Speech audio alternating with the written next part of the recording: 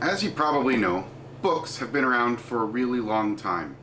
The concept of putting printed language on a transportable medium, not just a cave painting or the inside of a tomb or something like that, portable written language has been an idea for several thousand years, starting with papyrus scrolls and clay tablets back in the Mesopotamian era, way back when, and then progressing through history into the era of bound illuminated manuscripts, which were created by hand, often taking years of dedication to create one volume.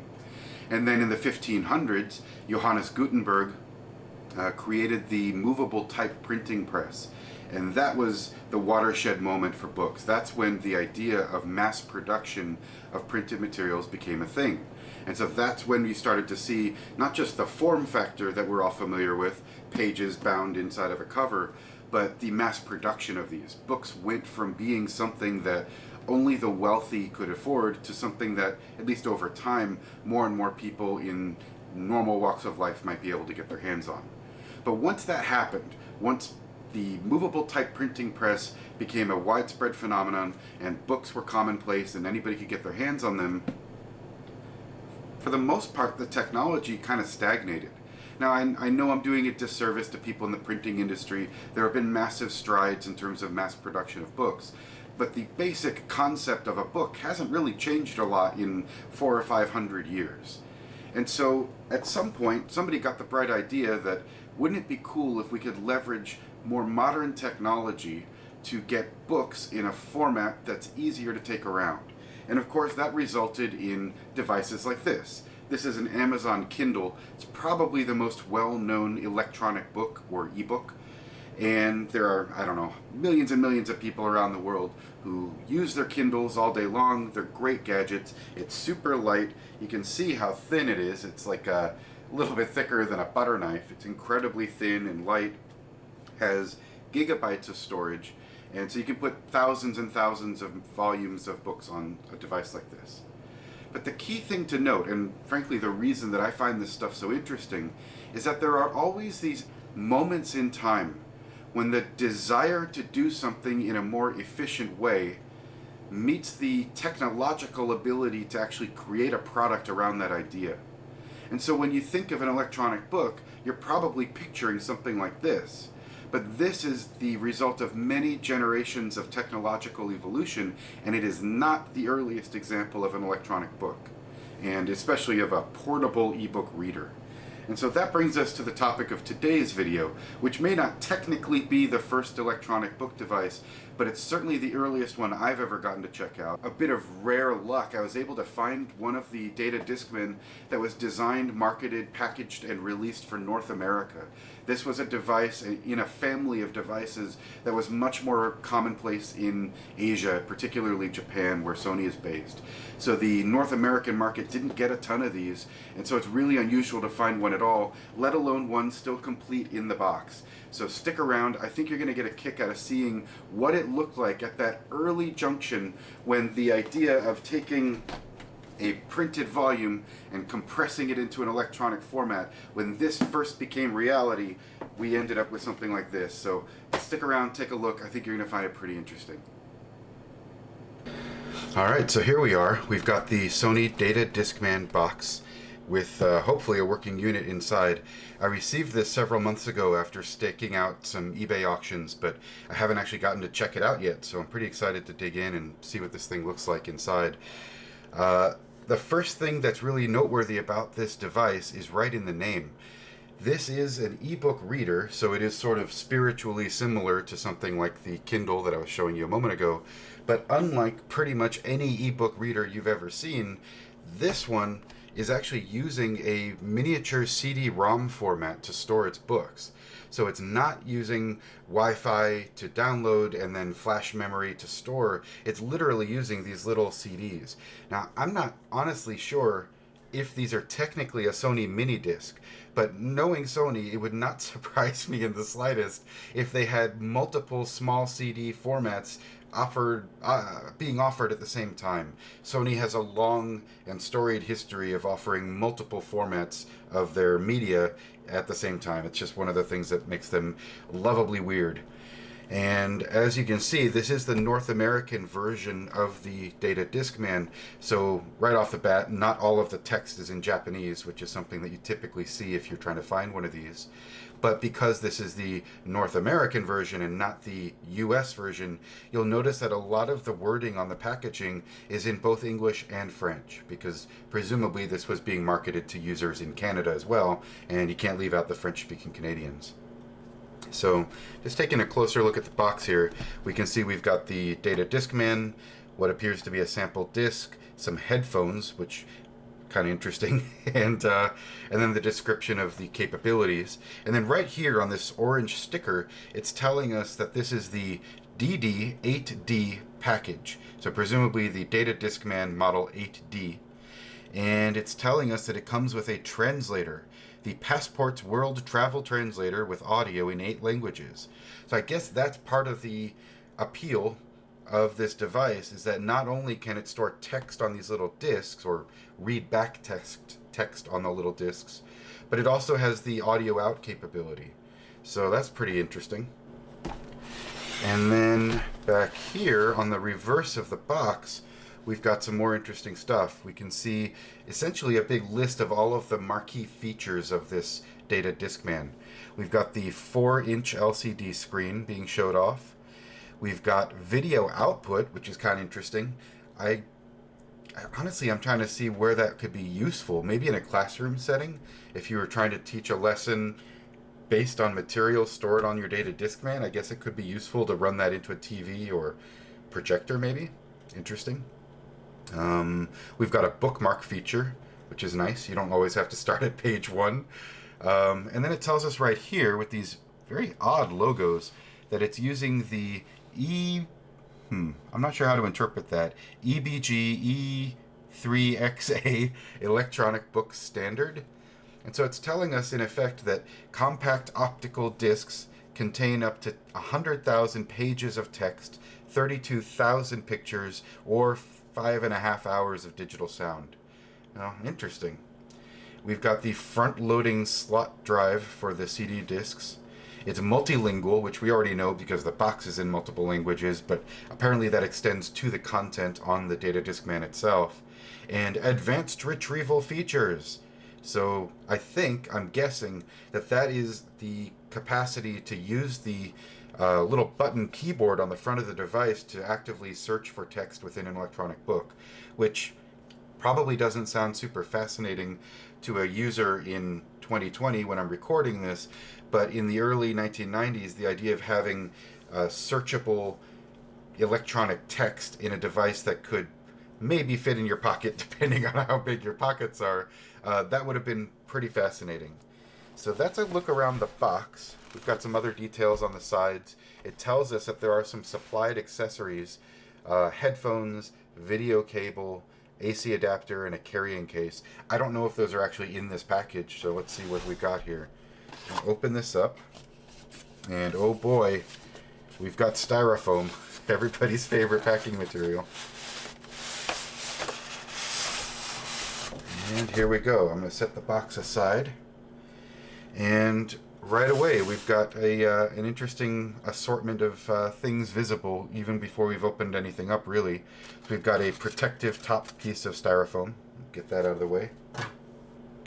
And then we've got plastic sleeve. Fun. We've got what looks to be the manual for the Passport's World Travel Translator. So this is probably the disc. Yeah, it looks like this is the disc that's included with the kit. There were other CD disc, that's redundant. There were other books published in this DD format, this Data Discman format. I don't have any additional ones at this point, although if I find that the device actually works, I'm going to be very tempted to go find some more interesting books beyond just this World Travel Translator. So we've got the manual for that. We've got some important information before using your headset. Love the graphics on here. Very 1990s graphics. We'll set these off to the side. We've got, looks like an addendum or correction to the manual. Something about, looks like the manual might have the wrong graphic about how to insert batteries into the device. That's okay, we'll figure it out. Here we've got the manual for the DD8 electronic book player. Nice printed manual. Quite a lot of pages in here, although I'm guessing that may be multilingual. Oh, no, it's not. There's just a lot of information about this device in English. So this is a 56-page manual about this device, and it includes interesting things like, what is an electronic book player? When you read a conventional book, all you need to do is open the book and flip through the pages. To read an electronic book, however, you need a special device to locate and visually display information. The device is an electronic book player. What can the DD8 electronic book player do? Funny you should ask, it tells me right here. The DD8 lets you locate information in a number of ways. Word search, end word search, keyword search, menu search, multi-search, and graphic search. All the searches. The retrieved information is presented in a combination of text, graphics, or sound. And then there's a whole lot of information about setting the device up. I'll refer back to this if I get stuck, but I'm really dying to see the actual device. So here we go. We've got the DD8 electronic book player itself. We've got what looks to be a big power brick. This is probably the carrying case that the box referred to. This looks to be a video cable right here. And then we have the sample disc, the World Travel Translator. And then, oh yeah, there's a little cubby hole there for the power cord. Oh, and really gross looking old headphones that I am definitely not going to stick in my ears. Wow, gross. No thank you. So here we've got the actual disc itself. It's pretty small. It's certainly smaller than a normal CD, and certainly even smaller than a normal CD in one of the old cd-rom caddies that early cd-rom drives would have used. So it's not very large. You can see it in my hand here. I've got styrofoam flaking off all over the place. You can see it's a pretty small disc format. I'll put this right here up to the little camera. And let's cut to the chase here. This is the electronic book player DD8. I'm going to move this out of the way. Let's get some attention to this thing itself. So here we go. Now, just looking at this thing right off the bat, the first impression is, my God, this thing is chunky. It's chunky, but in this really fun way. It feels substantial. It feels like a real thing in a way that my beloved Kindle kind of doesn't. And it's interesting, they're not actually that much different size.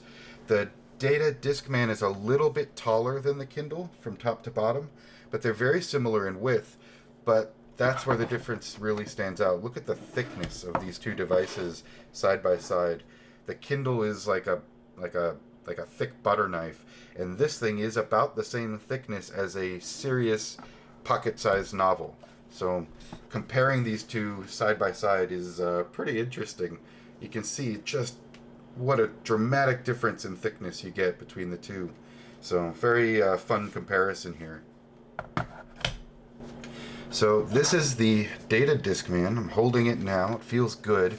It feels very light towards the top of the machine. Probably, yeah, it looks like that's where the batteries go. And thankfully there are no batteries in here, because I would be very bummed if it came with 30-year-old batteries that had leaked battery acid everywhere. So I'm going to probably pause in a few minutes and grab some AA's, but before we do that, let's look around the device. So we've got the very large display. Now I'm saying large, obviously it's not that big in comparison to something like a modern iPhone. Here's an iPhone 11 Pro Max. So it's not exactly large compared to that, and you can be sure that the resolution is a microscopic fraction of what a modern display would look like. But at the same time, this is a device from 1992. So rather than thinking of it in comparison to something like a modern iPhone, it's probably more appropriate to compare it to a device like an early Game Boy. That would probably be the most apt comparison. And we've got a row of F keys, function keys, and a B mark button, which I'm assuming means bookmark. We've got an alphanumeric keyboard here, with the keys each being a little rubber keycap They're a little wobbly, but they're in here. They're not falling out at least. And they're not sticky, which is great. I have a lot of other devices from this era, rest in peace, that have started to just disintegrate. Rubber from the 1980s and 90s, in some cases, is not holding up well. Like my beloved Apple Newton. I have a Newton 2100. It's disintegrating, which is a bummer. And then we've got some arrow keys, input mode, a shift key, a no button. I wish more devices came with a no and a yes button. That's kind of fun. And they're shaped differently, so I'm guessing that's so you can tell which one you're about to press without having to look at it. Over here we have a volume knob, which was set to max, and a headphone jack. On the right side we have the video out connector, a contrast knob, and a power switch on and off. It's a spring-loaded power switch. And then there's this big slider here labeled eject, which makes sense because on the bottom of the device is a slot which, honestly, if I didn't know better, if I was just glancing at this, I might have thought that was a floppy disk slot, but clearly it's not. It's the slot where the Data Discman books go. And so let's give this a try. I'm going to just slide this book in here. Yeah, not bad, not bad. It just slides right in. And so now if we eject it again, there we go, pops right out. That's pretty cool. It's not bad at all. Feels substantial. So, neato. And then last but not least, on the back of the device, as noted earlier, we have the battery compartment and then the normal back of a gadget labels around certifications and manufacturer info and so on. So I'm going to pause the video for a moment here. I'm going to go find some batteries and let's see if we can fire this thing up. And fingers crossed, it's an old device, but it's in pretty good shape visually, so we'll see if we can get it to turn on. Alright, back again after a brief intermission where now I have some AA batteries. So I'm curious to see if this thing will even turn on. And maybe just as importantly, I'm curious to see if it'll even be visible. I'm noticing how crazy shiny the display glass is. It is really shiny, really shiny. So when I look at it, I mostly see my own reflection, which is kind of interesting. Again, a limitation of LCD technology from 1990s, especially early 90s. This thing again was from 1992, so pretty early in the era of portable devices with electronic displays. So I'm going to flip this around here, pop open that battery hatch again, and let's see if we can get this going. So we've got 1, 2, 3, 4. There we are. So before I do anything, I'm going to try to just power it on without anything inside. I'm not going to put the disc in. I'm just curious if it'll show us anything on display here. I'm going to stand up and try to maneuver myself so I can see the display while you guys are seeing the display as well. Let's see what happens here. Power on. Hey, please insert the disc. That is excellent. That's a good sign. So I'm going to go ahead and do what it says. I wonder if there isn't some sort of operating system on this disk that the device needs to boot from, if that's even the right analogy for this. But let's find out. Pop that disk in, and here goes nothing.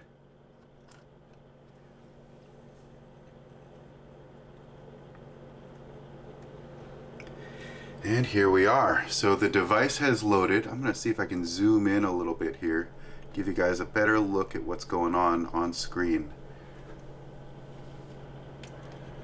Kind of come like this. There we go. That's probably about as good of an image as I can get, given how insanely shiny the display is. And it's telling me this electronic book contains 1, the World Travel Translator, and 2, about this disc.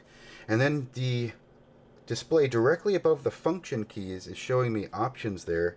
I'm going to adjust the contrast a little bit and see if we can get... Whoa, that just does not work really well. Wow. Looks like the contrast knob might not be working too well because it's sort of flickering like crazy when I adjust it. So I'm going to leave it as is. We can choose the language, battery, control, and select. Let's hit battery. I'm curious if it can tell us anything. Bat. It says battery charge, empty or full, and it is currently set to full, so it is picking up a full battery, which is good because those are new batteries that we just installed. And let's go back to title and language. This presumably allows us to choose the language. Now, right away, I'm noticing something really interesting in comparison to my Kindle and frankly every other electronic book device I've ever used. And it's that when I make a choice, I can actually hear it grinding away inside because it's loading data from the miniature disc that's inside the device. That is just it's really cool and very strange. It's not a sound or a sensation that I'm accustomed to associating with reading an electronic book. There is something mechanical happening in here. It's not just flash memory and Wi-Fi. And now we can select the menu language, and it's already set to English, which is good. So I'm just going to leave it on English. So I'm going to hit 1 for English. And then it takes us right back to the main menu. And I'm going to say number 2, about this disc. Tell me what this is. And it's saying electronic book copies for private use only. Oh, okay. That was exciting. And now we can go to a graphic search. Yes, please. Passport's World Travel Translator by Passport Books. I hear it spinning. I wonder if it froze. Oh, nope, there it goes. About this disc. Graphic search is what I chose before. I wonder if going to graphic search literally just loads the cover image because that's the only graphic on the device. That's possible. That would be kind of funny, actually. Oh, yeah, interesting. Now it can load other title graphics. It's kind of cool. Hitting yes seems to move to the next image. There's one for Sony Electronic Publishing. And back to where we started. So let's go back out again. Well, I seem to be stuck in a loop where I can't get back to the main menu. I can't get back to the menu. What the hell? Oh, there we go. I'm not sure what I did, but let's go back to title. And then let's do some translator. So I'm going to say 1. Copyright information comes up. Wonderful. And then we can go to select or menu search. I guess number 1 again. And then I can search English. 1. English to French, English to Dutch, English to Spanish, and so on. Now, I don't speak any languages other than English very well. I know a little bit of Spanish from school, so that's about it. Let's just play around with that. English to Espanol, number 3. And then we can look at general expressions and key phrases. It has shortcut info for when you're at a hotel or at a restaurant. Let's say at a restaurant. I'm probably going to go get a burrito for dinner, so that could be useful. So I'm going to choose number 4. And here's a whole bunch of sample phrases that we can lean on to have a great experience at a Spanish language restaurant. Let's try, may I ... please? Sure, number 4. So now it's telling me, may I have blank please? And if I hit number 1, it has a sound symbol. Let's see what that does. Well, I have a suspicion that maybe the speaker has died of old age or something like that, because it's not making any noises. But that's okay. And now we can go to the next phrase, like related words and expressions. And now we're right back where we were. So, oh, number 6, the food is cold. How do I say that in Spanish? La comida está fría. Está fría. There you go. So look at that. Now I'm learning from the English to Spanish translator in the Sony DD8 electronic book reader. So lastly, I'm going to try to go back to this. I want to see if I can get back to the main menu here. I'm still kind of learning my way around this machine. Let's say no. No. Retry title. There we go. And that takes us right back to the main screen. So that is it. This is just a short introduction, of course, because I really only have one book in the Data Discman format to really refer to. And it's not a particularly exciting book since it's just the sample that came with the device. But nevertheless, this has been really interesting to see what the history of electronic books actually looked like. In particular, comparing it to something like a modern Kindle, you can see there's definitely some shared DNA between these two devices. It's just that the Data Discman was stuck being built with 1990s technology, or realistically late 1980s technology.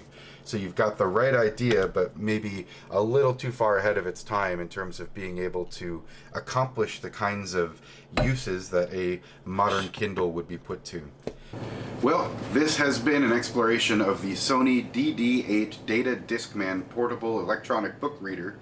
I really appreciate that you took the time to stick around and watch this. It's a fascinating device in a long line of interesting cross sections between the desire to do something and the technical ability to pull it off. So the merger of books and electronics resulted in something really unique that we're unlikely to ever see again.